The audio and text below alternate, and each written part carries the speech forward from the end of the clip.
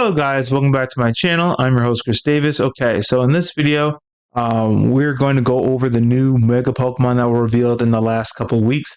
I'm sorry I'm late to this news, but I do want to give you guys my thoughts on it. With that being said, let's get into the video. So the two new Mega Pokemon that were revealed are Mega Victory Bell and Mega Hawlucha. So let's go over Mega Victory Bell first. Alright, so my first impressions of this Pokemon, when I look at it, I love the design of the Mega Pokemon. They did a really great job on the design. Now, will this Pokemon be competitively viable? I don't know. We won't know until we see where the extra 100 extra points go into with the Mega Evolution and the new ability it gains. If we look at Victory Bell real quick. Okay.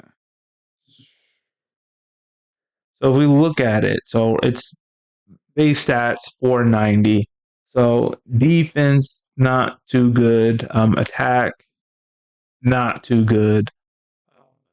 But with the new Mega Evolution, it's going to get an extra 100 points in the stats, and depending on wherever those stats go, that will determine whether it'll be a competitively viable Pokemon.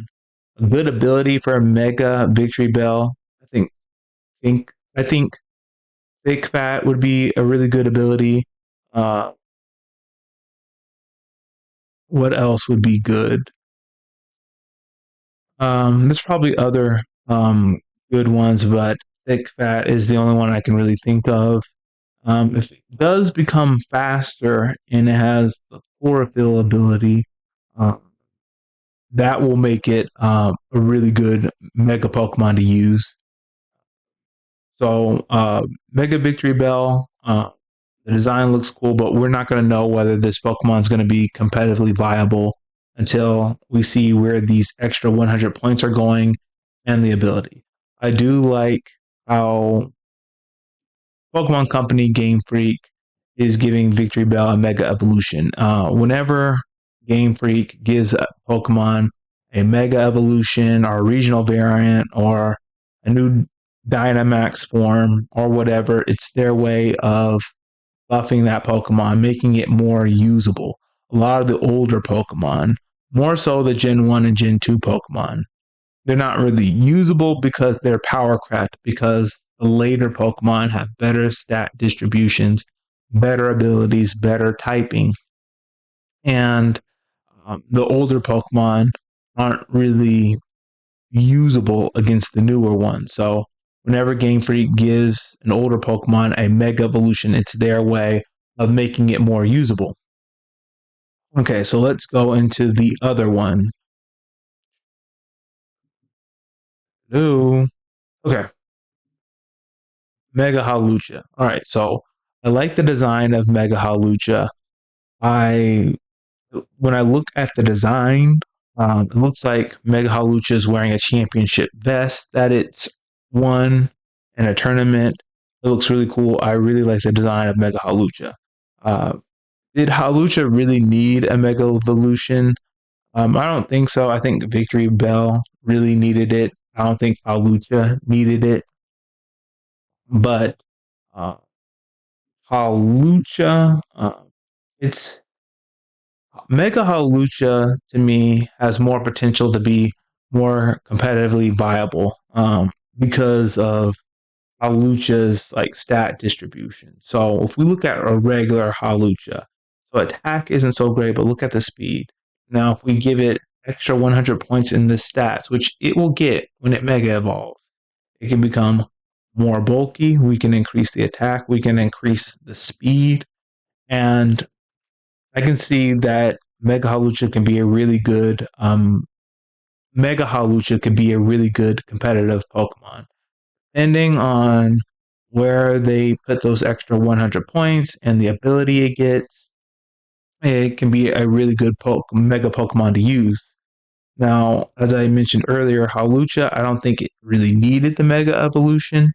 Uh, with Pokemon X and Y and Omega Ruby and Alpha Sapphire, it was a really good Pokemon to use because of the Unburden ability. You could make it bulky, and when it would take an attack, uh, it would get some health back. That Unburden ability would be activated. You would be faster, and then you could start knocking out your opponent. So, like, you could bring this in your first turn, and if there wasn't something that could knock you out, you can use your first move to set up like a swords dance. So your attack is up. You take a hit, you survive it because you're more bulky. You eat the bear, you get some health back. Your speed's increased, and then now you can start knocking out your opponent's Pokemon one after the other. You could even really do that with Focus Sash. Focus Sash is a more guaranteed survival ability, but uh, if someone does have priority, if a Pokemon has priority, they could knock you out because you all do just have one hit point. But Mega Hawlucha definitely has more chances to be um, competitively viable just because of the way regular Hawlucha stats are. Like, this attack increases, speed gets higher, and you make it more bulkier.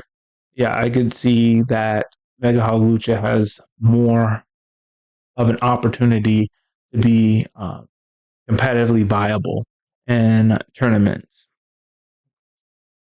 But regular Hawlucha is good too. I want to be honest and say it did fall off, probably Sun and Moon, but it's no fault of Hawlucha. It's just the Tapus were so strong, especially Tapu Koko, Tapu Fini, Tapu Lele. It's just, especially Tapu Koko. Tapu Koko was fast and it could set up electric terrain when it entered the field. Tapu Koko was rough in Generation 7. Like, nearly everyone was playing Tapu Koko. Um, but again, Mega Evolution will buff up Hawlucha, make it more usable, but to me, it's still like a usable Pokemon. Has it been power crept out? Has it been power crept? Some, yes, but uh, not completely out of existence. Not like Victory Bell. With Victory Bell, there's way more grass Pokemon options you can use other than Victory Bell. Lucha, if you wanted to go with it not being a non-restrictive format, let's just say all the legendary Pokemon and all the mythical Pokemon were gone, and you wanted to use it, yes, it would be good then. But it's just with whenever you bring in the legendary Pokemon, then it not really like it's not the best option. Okay, that's all we have for today. If you liked what I had to share, please hit the like button, hit subscribe, share this video with all your friends, and all of you have a great day.